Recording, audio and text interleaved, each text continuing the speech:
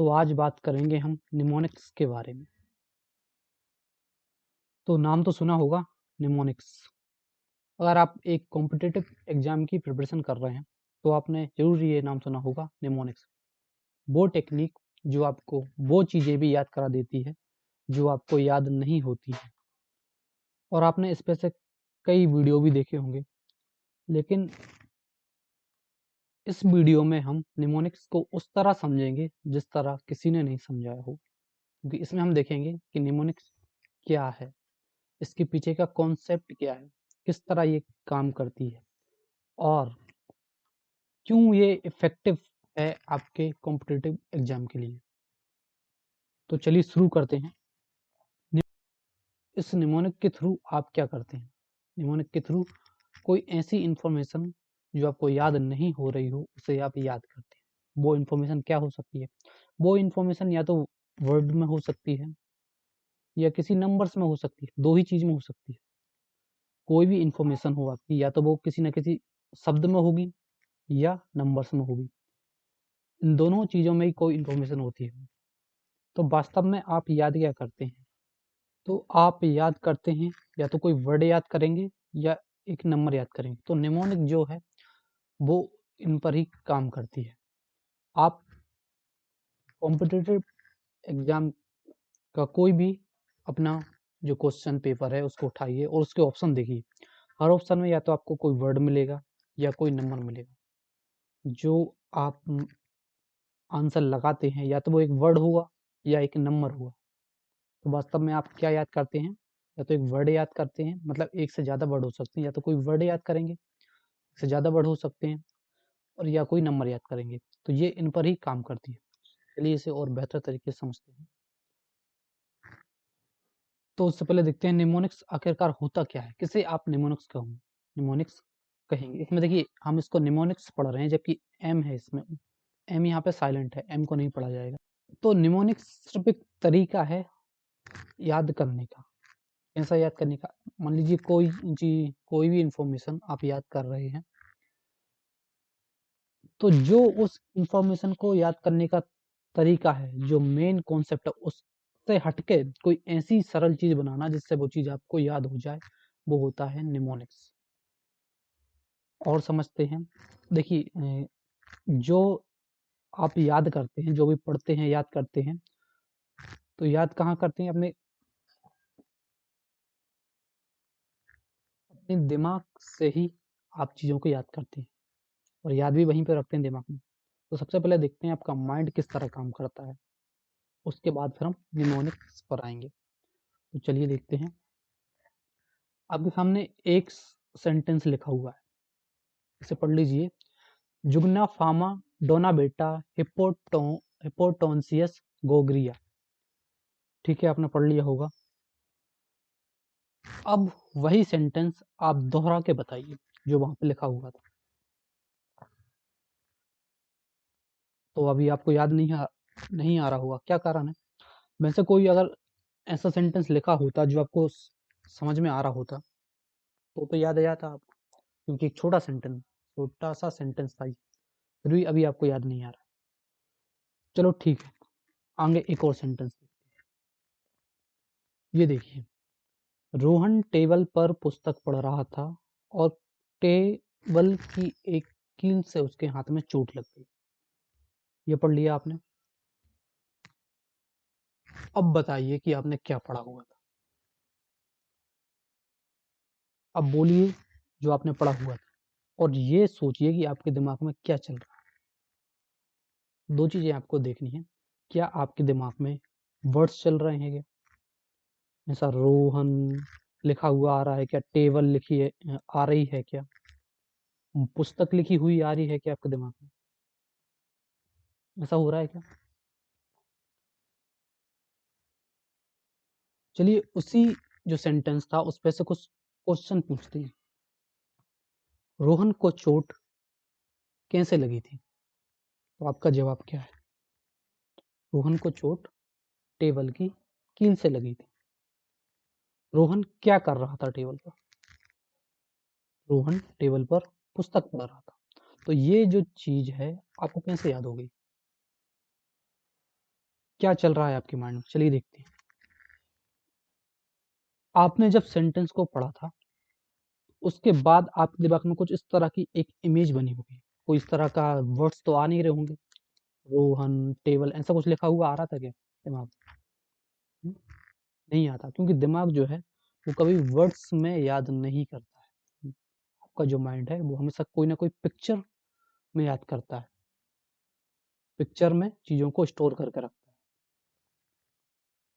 और आपका माइंड जो है वो वही चीज़ें याद कर पाता है, जो चीज़ें या जो इन्फॉर्मेशन उसने पहले कहीं पढ़ी हुई है, कहीं देखी हुई है, कहीं सुनी हुई है। तो यहाँ पे देखिए, ये जो हमारा सेंटेंस था, रोहन टेबल पर पुस्तक पढ़ रहा था और टेबल की एक कील से उसके हाथ में चोट लगी, ये सेंटेंस था। तो इससे आपके दिमाग ने एक पिक्चर बनाई होगी कुछ इस तरह की, जहाँ पे एक लड़का टेबल पे पढ़ रहा होगा और यहाँ से किसी कील से उसके हाथ में चोट लग गई होगी।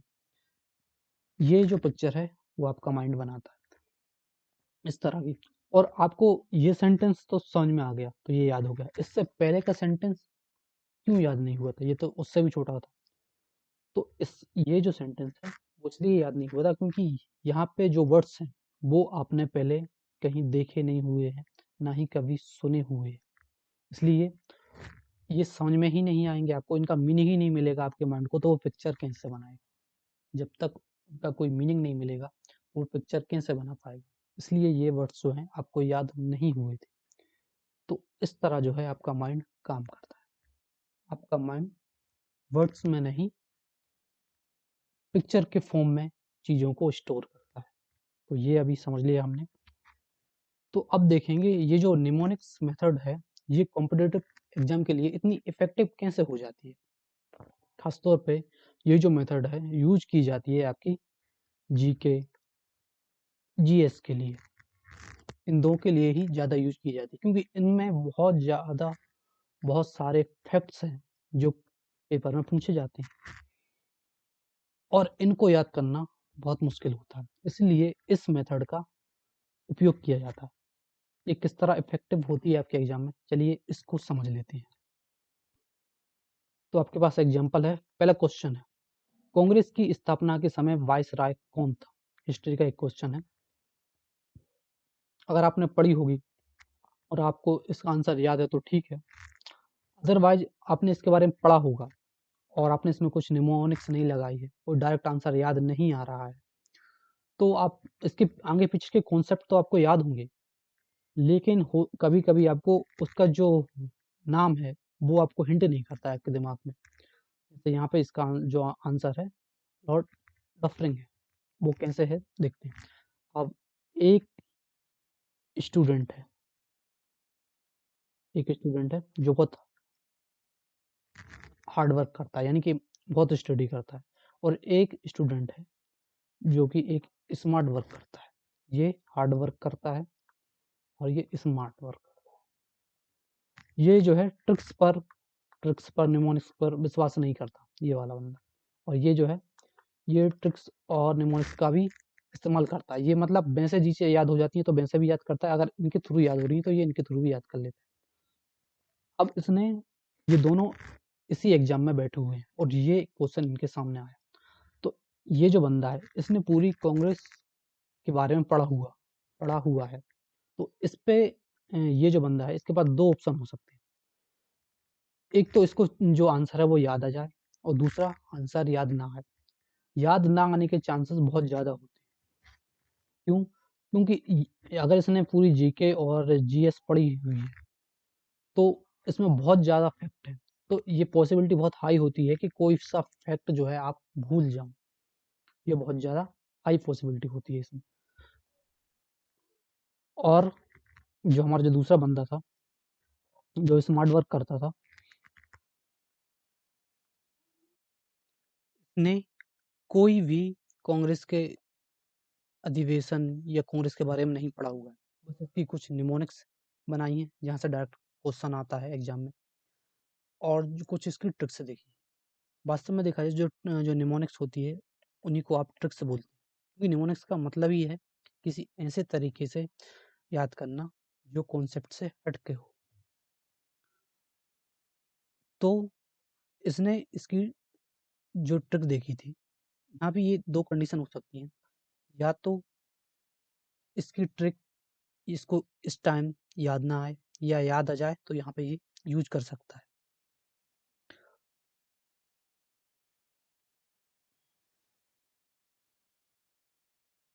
पर जो ये बंदा है, इसको याद आने के चांसेस बहुत ज़्यादा रहते हैं, क्योंकि जो निमोनिक टेक्निक रहती है वो कुछ इस तरह से याद कराई जाती है, आपको याद हो जाती है। कुछ ऐसा तरीका जो एक जहाँ पे चीज़ें एक दूसरे से लिंक होती हैं।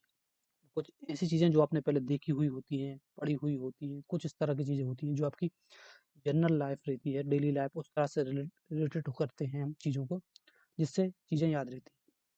जैसे इसने कैसे याद किया होगा? कांग्रेस की स्थापना के समय वायसराय कौन था? मैं अपना बताता हूँ, मैंने कैसे याद किया था कि कांग्रेस की स्थापना क्यों हो पाई? कांग्रेस की स्थापना इसलिए हो पाई थी क्योंकि उस टाइम जो वायसराय था वो एक डफर इंसान बैठा था। एक डफर इंसान जो है उस टाइम वायसराय था, जिस कारण कांग्रेस की स्थापना हो गई थी। कोई अच्छा व्यक्ति वायसराय होता तो वो कांग्रेस की स्थापना ही नहीं होने देता। तो इस तरह से मैंने इसको लिंक करके रखा। तो यहाँ पे से मैंने इस कांग्रेस की स्थापना से इस जो डफरिंग था वायसराय, उसको इस तरह एक स्टोरी के थ्रू या एक सेंटेंस के थ्रू बना के मैंने उसको याद कर लिया था। तो ये होती है निमोनिक टेक्निक।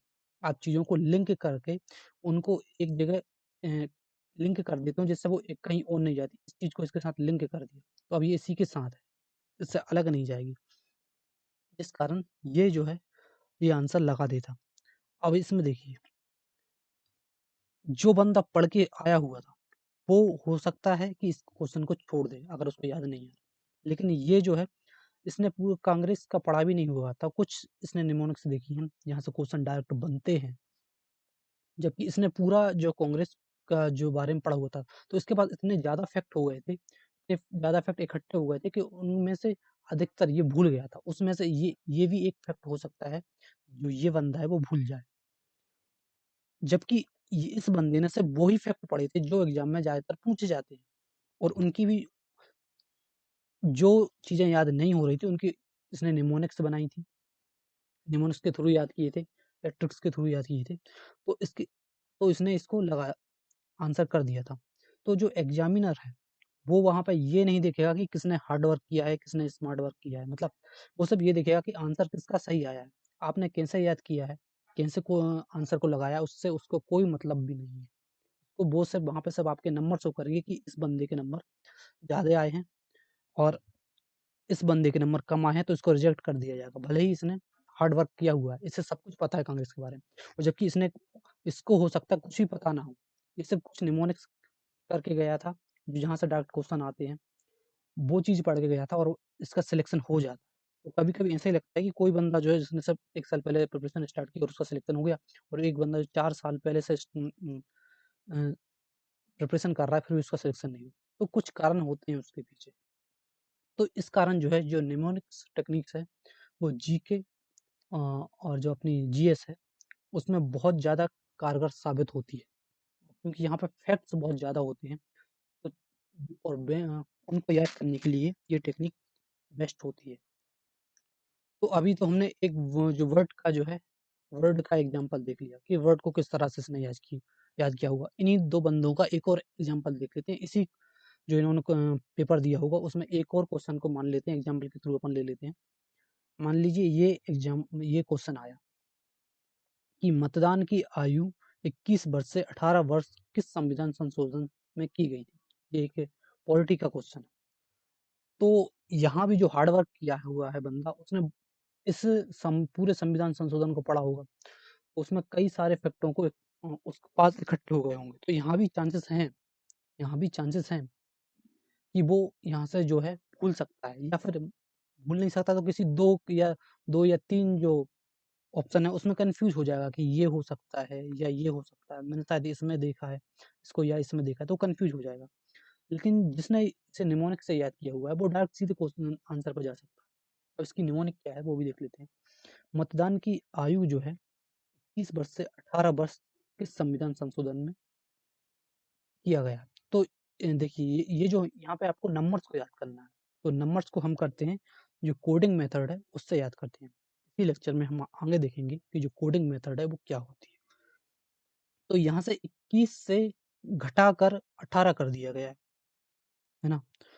और उसके बाद हमने यहाँ पर देखा कि इसका जो आंसर निकल के आता है वो कितना आता है 61। तो इसको कोड करने की जो मेथड रहती है उससे कोड किया तो इसका जो बनता है क्या घटाया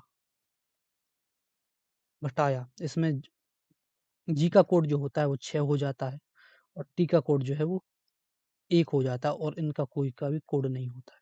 तो जिससे पता चलता है 61वें जो संविधान संशोधन से में ये किया गया था मतदान की आयु जो है 21 से घटाकर 18 कर दी गई थी। तो ये जो मेथड है हम इसी लेक्चर में देखेंगे। तो इससे मैं आपको ये समझाने की कोशिश कर रहा था कि जो निमोनिक्स मेथड है वो कितनी कारगर साबित हो सकती है अगर आपको उसे सही तरह से यूज करना आता हो। चलिए अब हम देखते हैं आगे। तो जैसा हमने देखा जो निमोनिक टेक्निक होती है या तो हम उसमें किसी वर्ड को याद करते हैं या किसी नंबर्स को याद करें। इनके अलावा आप किसी और चीज़ को याद करते नहीं। या तो आप किसी चीज़ को वर्ड में लिखेंगे या किसी नंबर में लिखेंगे। इसके अलावा किस में लिख सकते हैं? सिंबल आप बोलेंगे। देखिए सिंबल तो मैथ में होता है। जीके की बात कर रहे हैं हम। जीके और जीएस तो क्योंकि ये जो मेथड है वैसे काम हर सब्जेक्ट पे कर सकती है, लेकिन ये अधिकतर यहीं पे यूज़ करते हैं क्योंकि बाकी सब्जेक्ट में जो चीज़ें रहती हैं वो लिमिटेड रहती हैं। यहाँ पे फैक्ट्स बहुत ज़्यादा होते हैं, इसलिए हमें चीज़ों को निमोनिक्स के थ्रू याद करना पड़ता है। तो हम इसको इसी पे यूज़ करेंगे, इन दोनों सब्जेक्टों पे। जीके, जीएस में हम इसको यूज़ करेंगे। तो अभी आप यहाँ पे देखिए, ये जो क्वेश्चन था, यहाँ पे देखिए, आपके जो भी ऑप्शन होंगे या तो आपको उसमें नंबर मिलेंगे या कोई वर्ड मिलेगा। इसके अलावा कुछ मिलेगा? नहीं मिलेगा। तो इसी आप जो पढ़ते हैं, पूरा जीके, जीएस उठा के देख लीजिए। आप या तो उसमें कोई वर्ड को पढ़ेंगे और या किसी नंबर को। आपके पास जो क्वेश्चन भी आएगा या तो वर्ड में या नंबर में, मतलब इनके दोनों का कॉम्बिनेशन में आएगा। तो इस तरह से जो है क्वेश्चन आता है, तो आप ये या तो किसी शब्द को याद करेंगे या किसी नंबर को। तो जैसे कि अब वर्ड की जो निमोनिक्स है वो किस तरह बनाई जाएगी?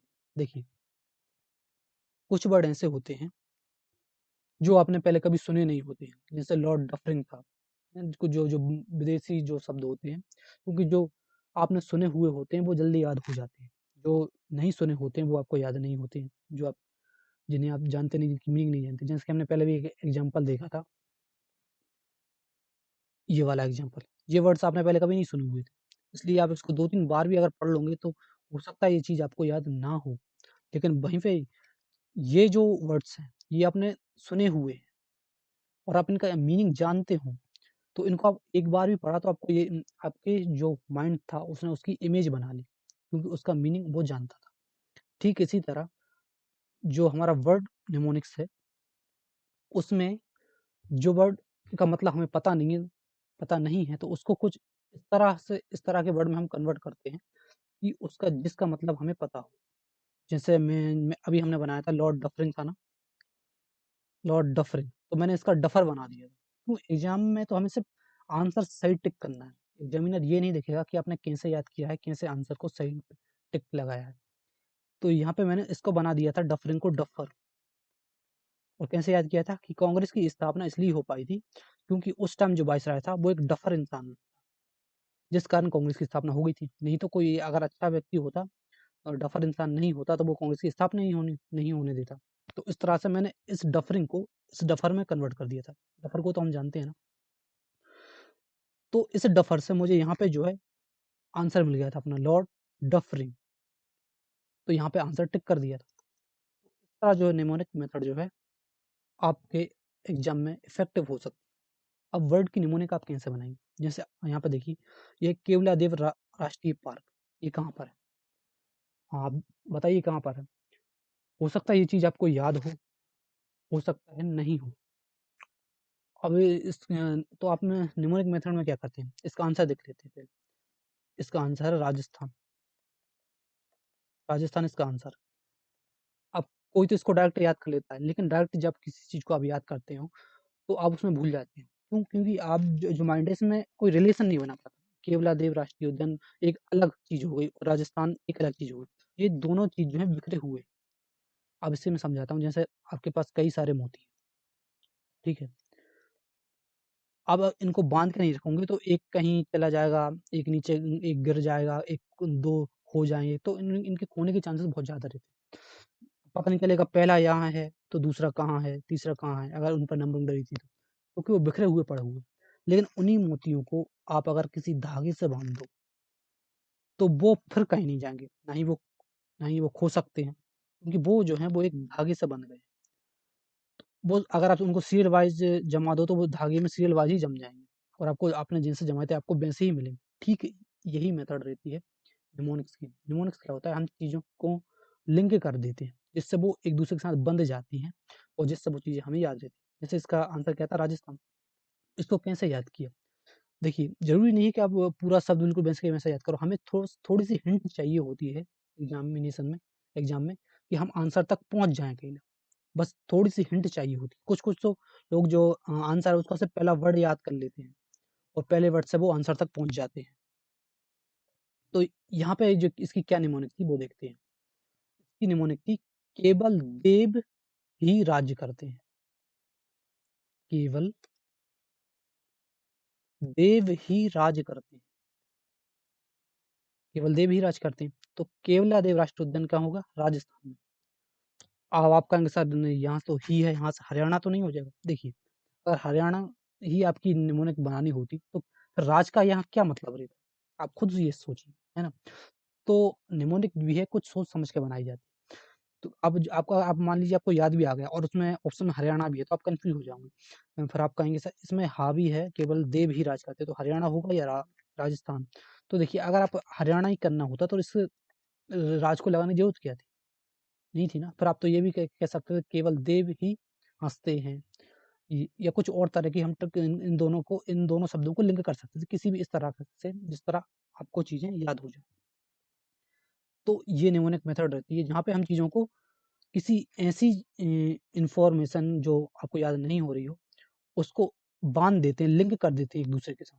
अब देखिए ये सेंटेंस जो आपको याद हो गया होगा, केवल देव ही राज करते हैं। यहाँ पर अब वहाँ पे आप अगर एग्ज़ाम में आता है केवल देव राष्ट्रीय उद्यान कहाँ है और आपने 1-2 बार इस ट्रिक को पढ़ा हुआ है, तो भी तब आपको ये याद आ जाएगा केवल देव ही राज करते हैं, कहाँ पे होगा? राजस्थान में होगा। सीधा आप वहाँ पे टिक लगाओगे, आगे बढ़ जाओगे। क्योंकि आपका सिलेक्शन के बाद कोई आपसे पूछने नहीं वाला इन चीज़ों के बारे में। ये जो फैक्ट हैं, ये सिर्फ़ और सिर्फ़ आप किस लिए पढ़ रहे हैं? सिलेक्शन के लिए, जॉब के लिए पढ़ रहे हैं। तो जो हार्ड वर्क कर रहा है, जो स्मार्ट वर्क कर रहा है, जो आंसर ज़्यादा लगाएगा, जिसके नंबर ज़्यादा आएँगे, उसी का सिलेक्शन होगा। तो आप सिर्फ़ सिलेक्शन के लिए कर रहे हैं, ठीक है? तो निमोनिक मेथड में करते क्या हैं? वर्ड वर्ड की निमोनिक कैसे बनाते हैं? जो भी फैक्ट रहते हैं हमारे, उन्हें हम किसी स्टोरी, किसी सेंटेंस से उन सभी फैक्टों को इकट्ठा करते हैं, उन्हें जोड़ देते हैं, लिंक कर देते हैं एक-दूसरे के साथ।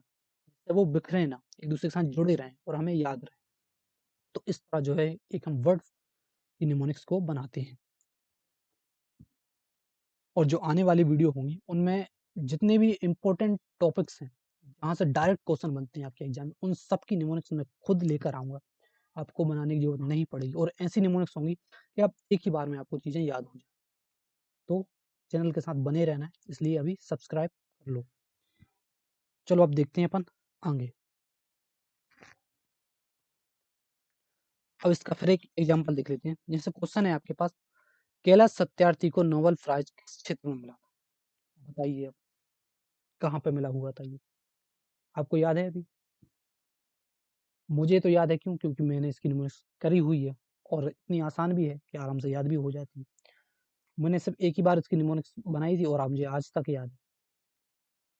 तो चलिए देखते हैं और ये निमोनिक्स मैंने 2 साल पहले बनाई थी।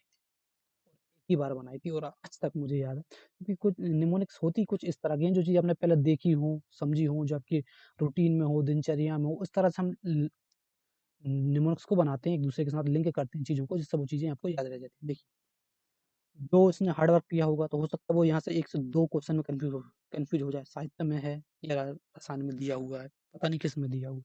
लेकिन अब जो जिस तरह से मैंने निमोनिक्स बनाई है, मैं निमोनिक्स इस तरह से बनाता हूँ कि आप कन्फ्यूज़ ना हो ऑप्शनों के बीच में और आप एक ही बार में आंसर तक पहुँच जाएँ। इस तरह की मेरी निमोनिक्स होती हैं। तो चलिए देखते हैं हम। कैलाश सत्यार्थी को नोबेल प्राइज़ किस क्षेत्र में मिला था? मैंने इसको कैसे याद किया? कैलाश। कैलाश क्या होता है? कैलाश पर्वत होता है हमारा, है ना? कैलाश पर्वत। कैलाश पर्वत पे हमारी शिव जी होते हैं। ये मैं एक रफ डायग्राम बना रहा हूँ। मेरी ड्राइंग अच्छी नहीं होती है, मैं जानता हूँ, तो हँसना नहीं, ये सब आपको समझाने के लिए। तो कैलाश पर क्या होते हैं, हमारे शिव जी क्या करते हैं, ध्यान लगाते हैं। ध्यान किस लिए लगाते हैं? वो शांति के लिए ध्यान लगाते हैं, शांति मिले वहाँ पे। उस टाइम वहाँ पे कोई भी अशांति नहीं फैलाता, क्योंकि अशांति फैलाएगा तो इनकी तीसरी आँख खुल जाती है और ये उसको भस्म कर देते हैं, अगर ध्यान में कोई भंग डालेगा। तो कैलाश पर हम क्या करते हैं, शांति के लिए शिव जी क्या करते हैं, ध्यान लगाते हैं। तो इसका आंसर था शांति के क्षेत्र में मिला हुआ है। अब इसमें एक और क्वेश्चन पूछ लिया जाता है कि इस कौन सी ईयर में मिला था। देखिए, आप कैलाश पर जाएंगे, ठीक है, वहाँ पे शांति है, आप कैलाश पर जाएंगे शांति के लिए, लेकिन ये आपके मन में डर रहेगा। आपके मन में क्या रहेगा? डर रहेगा कि तो आपको डर रहता है कि अगर शिव जी की जो जो ध्यान है वो भंग हो गया, वो तीसरी आँख खोल देंगे और हमें भस्म कर देंगे। तो डर से देखिए, बी का कोड हो गया 1, ए का कोड होता नहीं है, आर का कोड हो गया 4। तो इनको 2014 में ये नोबेल प्राइज मिला हुआ था शांति के लिए। तो मेरी जो निमोनिक्स होती है, मैं कोशिश करता हूँ एक ही निमोनिक से आपको 2 से 3 फैक्ट उससे रिलेटेड जो है वो याद हो जाए। मेरी कोशिश हमेशा यही रहती है कि एक ही निमोनिक से ज़्यादा से ज़्यादा फैक्ट आपको उस चीज़ से रिलेटेड याद हो जाए। तो इस तरह की मेरी निमोनिक्स रहती है। तो अब देखेंगे हम नंबर्स की निमोनिक्स। नंबर्स को किस तरह से याद किया जाए, क्योंकि नंबर्स को याद करना कठिन होता है, क्योंकि आप जो वर्ड्स से तो रिलेशन बना सकते हैं, एक वर्ड से दूसरे वर्ड के साथ रिलेशन बना सकते हैं, लेकिन नंबर के साथ उसका रिलेशन कैसे बनेगा? तो इसमें हम जो यूज करते हैं वो है कोडिंग मेथड। कोडिंग मेथड क्या करती है? कोडिंग मेथड ये करते हैं कि नंबर को कन्वर्ट कर देती है वर्ड में। जैसे कि आप देख रहे हैं 90, इसको कन्वर्ट कर दिया एक वर्ड में, पिज्जा हो गया, पास हो गया, या पैसा हो गया, है ना? तो इस 90 को, तो इससे होता क्या है, जब हम किसी नंबर को किसी वर्ड में कन्वर्ट कर देते हैं, तो वर्ड्स के साथ तो वर्ड्स का रिलेशन हम बना सकते हैं ना, ये हमने पहले भी देखा हुआ है।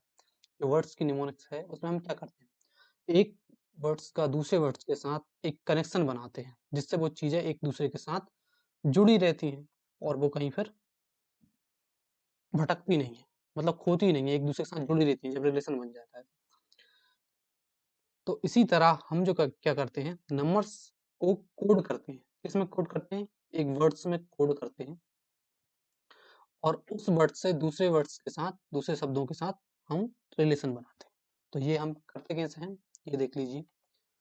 तो हम क्या करते हैं, देखिए जो नंबर है 0 से लेके 9 तक है ना, इसके आगे तो कोई नंबर है नहीं, जितने भी नंबर होंगे वो इन नंबर से मिलकर बने होंगे।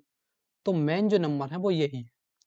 तो इन नंबर की हमने कोडिंग बना ली है, क्योंकि हम इन्हें कोड करते हैं वर्ड में, तो हमने वर्ड में जो यूज होते हैं लेटर्स, हमने इनको लेटर्स में कोड कर दिया कि अगर एस है तो एस का मतलब 0 है, एस की कोडिंग हो गई 0, और या फिर आप मान लीजिए 0 की कोडिंग हो गई जेड। तो मतलब जहाँ अगर वर्ड हमने 0 को कोड कर दिया किसमें, एस और जेड में, तो जहाँ भी वर्ड में अब एस और जेड आएगा वहाँ उसका मतलब 0 होगा।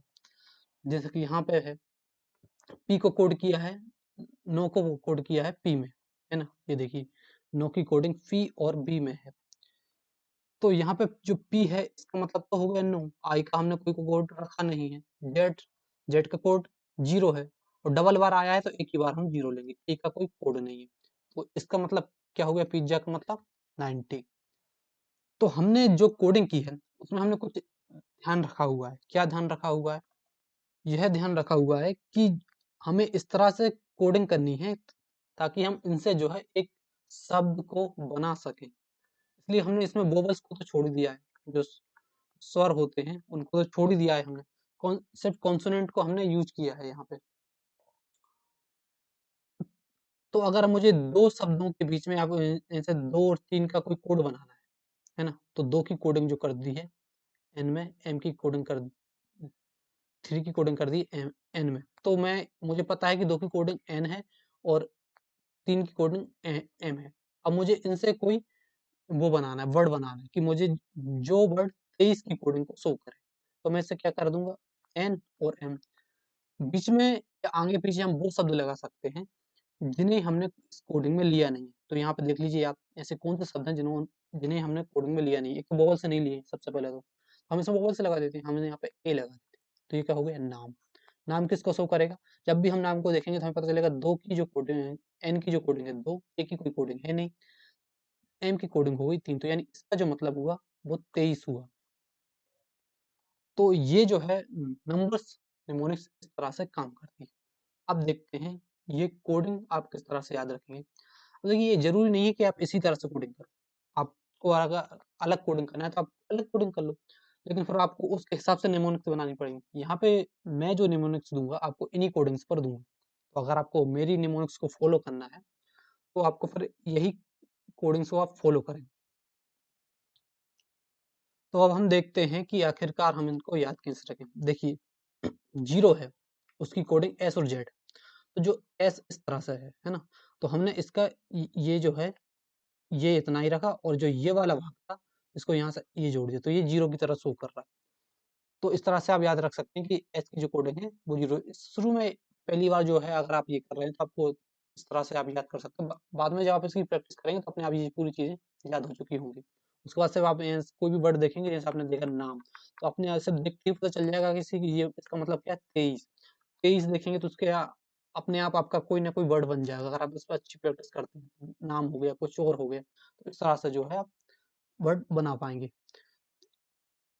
अब जेड है तो ठीक जेड भी हम इसी तरह से कर सकते हैं, ये जो है ये ऐसे रहने दिया, और जो नीचे का था ये भाग, ये इसको यहाँ से जोड़ दिया। तो इसको ध्यान अगर सही से बनाएंगे तो ये कहते हैं फिर 0 की तरह शो करेगा। 1 की बात करते हैं, टी में देखिए ये अलग से ये 1 दिख रहा है, और यहाँ डी में भी ये 1 दिख रहा है। अब बात करते हैं 2 की, तो ये देखिए एन है, इसको यहाँ से इस तरह से उल्टा कर दीजिए, तो ये जो है वो इस तरह हो जाएगा, यानी कि ये 2 को शो करेगा। 3 ठीक इसी तरह एम को उल्टा कर दीजिए, तो ये जो है इस तरह बन जाएगा, तो ये 3 को शो करेगा। आर, तो अब देखिए आप लिखते हैं 4 इंग्लिश में, तो जो आर है वो 4 को शो करेगा। 5 देखिए जब आपका जो पंजा होता है वो कुछ इस तरह होता है ना, और ये आपका अंगूठा, तो ये जो है ना ये एक एल की तरह शो कर रहा है। तो शुरू में आपको इनकी जरूरत पड़ेगी अगर आप पहली बार इनको कर रहे हैं। तो ये जो 5 है, तो इससे आपको याद रहेगा कि जो 5 की जो कोडिंग है वो क्या है, एल है। 5 यानी पंजा, तो आप याद रखिए। उसके बाद 6 की कई सारी कोडिंग है। देखिए पहले जी जो है इसी तरह जो है वो दिख रहा है ना, ये 6 दिख रहा है। अब जी है तो इसका साउंड जा निकलता है, और जा का साउंड जे भी निकलता है, तो हमने जे को भी यहाँ पर रख लिया। उसके बाद है चा, चा यानी कि सी एच और एस एच, ये दोनों कोडिंग भी हैं इसकी। तो ये जो दोनों हैं ये आपको याद रखनी पड़ेगी कि ये जो चा सी एच और एस एच कोडिंग किसकी है, 6 की है। उसके बाद चलते हैं 7 को देखिए, ये के दिख रहा है, के में ये देखिए ये एक 7 है, और इसको यहाँ से उल्टा करके जोड़ दिया तो ये भी एक 7 है। तो ये 7 की कोडिंग क्या हो गई, के हो गई। वो और इसका जो साउंड आता है वो का आता है, इसी का मिलता मिलता जुलता साउंड, मतलब इसी का जो साउंड सी भी देता है कभी कभी जो वर्ड्स होते हैं, तो उसमें जो है इसलिए 7 में के और सी इन दोनों की कोडिंग हो जाएगी। अब देखते हैं 8 देखिए रोमन में आप 8 को किस तरह से लिखते हैं, रोमन में 8 को आप इस तरह से लिखते हैं, है ना। तो ये जो है वो किसको, वी यानी 8 को शो कर रहा है। और अब जब इस तरह से आप इसको लिखते हैं तो इसको हटा दीजिए, तो ये देखिए ये जो बनेगा कुछ इस तरह से एफ की तरह दिखाई देगा। तो ये एफ भी क्या है, 8 को शो करेगा। 9, तो 9 को देखिए ये 9 था ना, तो इस 9 को हम इस तरह से लिख सकते हैं, और इसका उल्टा कर दो तो ये पी हो जाएगा, और इसको यहाँ से फेर दो तो ये बी बन जाएगा। तो ये हमने देख ली कोडिंग हमें किस तरह से याद करनी है। वर्ड्स कैसे बनाते हैं वो देख लीजिए। अब जैसे कि मुझे 125 की कोडिंग बनानी है, 125 की कोडिंग क्या बनाता हूँ, मुझे पता है कि एक के लिए कोडिंग जो है मैं टी या डी में से कुछ ले सकता हूँ, है ना। एन की 2 की कोडिंग तो एन ही लेनी पड़ेगी, 5 की कोडिंग एल लेनी पड़ेगी। तो मतलब कुल मिला के मुझे टी या डी, एन और एल, इनसे कोई वर्ड बनाना है तो वो मेरा किसको शो करेगा, 125 को शो करेगा। तो ये देखिए वर्ड यहाँ पे टाउन हॉल, तो इनके बीच में मुझे वर्ड बनाना है, तो ऐसे इनके बीच में या अगल बगल ऐसे जो लेटर हैं उनको हम लगा सकते हैं जिनकी हमारे पास कोई कोडिंग नहीं है। तो सबसे पहले हम वोवेल्स को लगाने की कोशिश करते हैं, वो नहीं मिलते तो हम ऐसे कंसोनेंट भी लगा देते हैं जो हमने इस कोडिंग में यूज नहीं किए हैं। तो देखिए यहाँ पे टॉबल्स, यहाँ पे टी की कोडिंग है एक, यहाँ ओ की कोई कोडिंग नहीं है, डब्ल्यू की कोई कोडिंग नहीं है, एन की कोडिंग 2 है, एच की कोई कोडिंग नहीं है, ए की, एच अकेले की कोई कोडिंग नहीं है, लेकिन अगर सी एच और एस एच आता है तो फिर वो 6 हो जाता है। ए की कोई कोडिंग नहीं है, एल देखिए डबल आई आ गया ना तो एक ही बार लेंगे हम सिंगल बार पे 5, तो इसकी कोडिंग क्या हो गई 125। तो इस तरह से है हम कोडिंग बनाते हैं और इसी तरह से हम डिकोड करते हैं। अब आपके पास अगर ये शब्द दिख जाएगा तो आप डिकोड किस तरह से करेंगे, जिनकी आपने निमोनिक्स बनाई हुई है। तो टी की कोड फिर तो आपको सीधे देख देख के पता चल जाएगा कि आपकी कोडिंग किस किसकी, टी की कोडिंग है, 2 की कोडिंग है और यहाँ पे सिर्फ एल की कोडिंग है, तो 125 का मतलब है 125 से देख कर आपको पता चले। इसी तरह 240 को हमें कोड करना है, तो मतलब मुझे एक तो एन लेना होगा, एक आर लेना होगा और 0 के लिए एस या जेड में से कुछ लेना होगा। तो इसमें से हम इनके साथ इसी मतलब इसी ऑर्डर में चलते हुए पहले एन आए, फिर आर आए, फिर एस या जेड आए, तो इसी ऑर्डर में चलते हुए हमें कोई शब्द बनाना है। तो इसमें के बीच में हम क्या है तो कोई वोवेल्स लगा सकते हैं या वो कंसोनेंट लगा सकते हैं जो यहाँ पे हमने कोडिंग में यूज नहीं किए। तो यहाँ पे देखिए जो इसी तरह से हमने क्या बनाया है, नर्स, एन की कोडिंग 2 है, यू की कोई कोडिंग नहीं है, आर की कोडिंग 4 है, एस की कोडिंग 0 है और ई की कोई कोडिंग नहीं है। तो इस तरह से ये जो किसको शो कर रहा है, नर्स 240 को शो कर रहा है। ठीक इसी तरह से देखिए जो 32 है, तो यहाँ पे देखिए 32 के लिए मुझे क्या लेना है, मुझे एम लेना होगा और इसके लिए 2 के लिए एन लेना होगा। तो इससे मैं क्या शब्द बना सकता हूँ, सीधे से एक ए लगा दिया बीच में क्योंकि ई कोई कोडिंग नहीं, मन बन गया। ये किसको शो कर रहा है, यहाँ से हम देखेंगे सीधे जैसे ही हम इस शब्द को देखेंगे तो अगर हमने इसकी निमोनिक्स बनाई है तो हमें पता चलेगा कि एम की कोडिंग तो 3 है, ए की कोई कोडिंग नहीं है और एन की कोडिंग 2 है, तो ये 32 को शो कर रहा है। ये और भी कोडिंग बन सकती है, जैसे कि मैंने यहाँ पे ओ लगा दिया तो ये भी कितने को 32 को शो करेगा क्योंकि एम और एन की कोडिंग है, ओ की कोडिंग नहीं है। 236 बनाना है तो देखिए यहाँ पे एम की कोडिंग 3 हो गई, ए की कोई कोडिंग नहीं है, एन की कोडिंग 2 हो गई और जी की कोडिंग जो है वो 6 हो गई, यहाँ की कोई कोडिंग नहीं, 336। तो इस तरह जो है हम नंबर्स के थ्रू जो है कोडिंग करते हैं और फिर जैसे हमारे पास कोई जो वर्ड बन गया, अब हमें इस नंबर को जिससे रिलेट करना है वो उसकी इन्फॉर्मेशन किसी ना किसी वर्ड में होगी, तो उस वर्ड्स को मान लीजिए वो कोई वर्ड है, उस वर्ड्स को हम इसके साथ रिलेशन में ले लेंगे, उसका कोई रिलेशन बना लेंगे।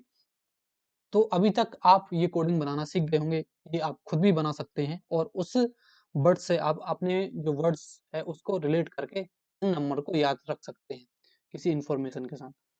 तो अब हम जो है अभी तक तो हमने ये बनाना देख लिया, अब हम डिकोड देखते हैं। डिकोडिंग भी वैसे ही करना है, जैसा ये अब देखिए ये रोजाना है, ठीक है, रोजाना में आर की कोडिंग तो 4 है, ओ की कोई कोडिंग नहीं, जे की कोडिंग 6 है, ए की कोई कोडिंग नहीं है, एन की कोडिंग 2 है, तो इसका मतलब कितना है 462।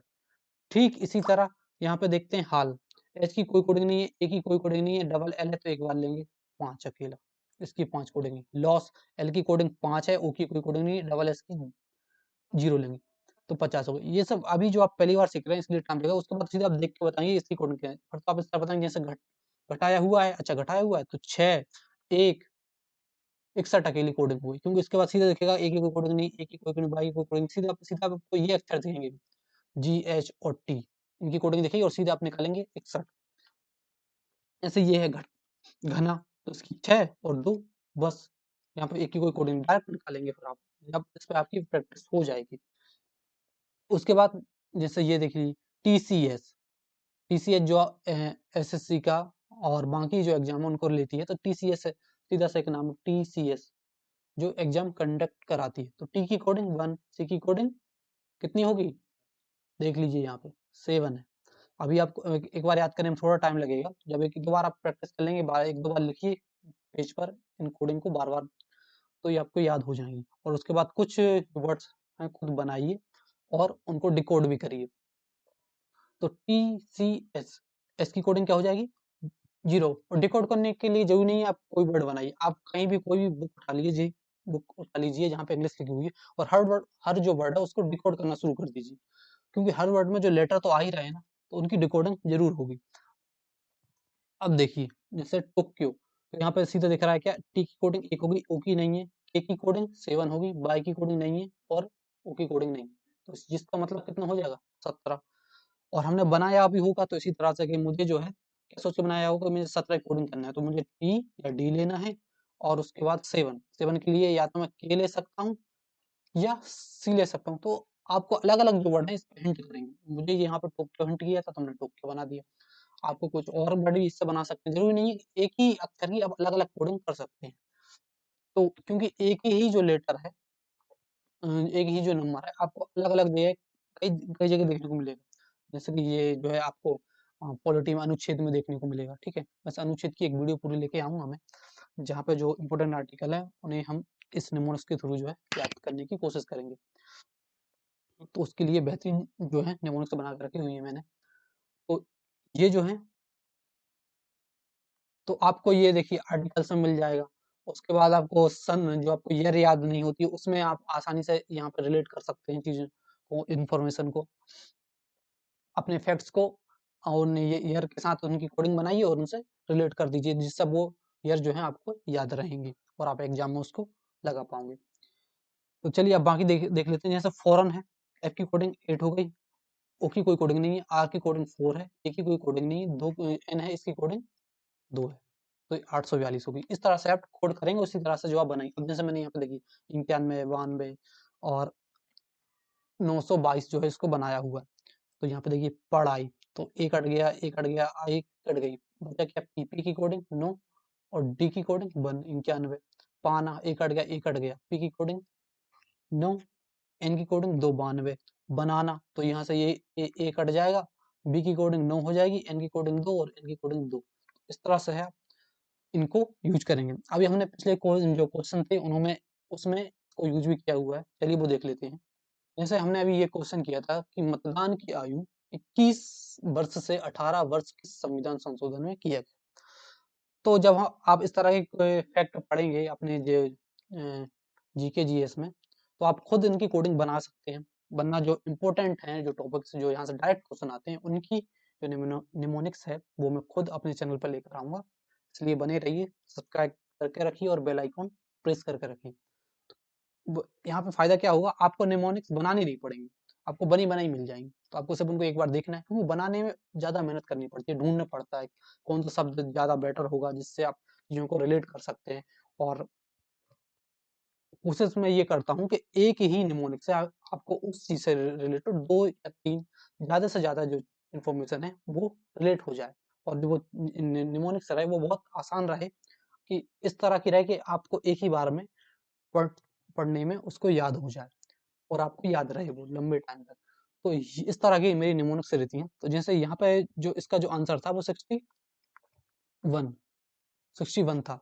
जो 61वें संविधान संशोधन में जो आयु है वो 21 वर्ष से घटाकर 18 वर्ष की गई थी। तो मैंने जब इसके लिए देखा कि मुझे 61 का जो कोड बनाना है, तो यहाँ पे मुझे जी ले सकता हूँ, ठीक है, जे ले सकता हूँ, सी एच ले सकता हूँ और एस एच ले सकता हूँ, ठीक है। उसके बाद 1 के लिए या तो मैं डी लूंगा और या तो टी लूंगा।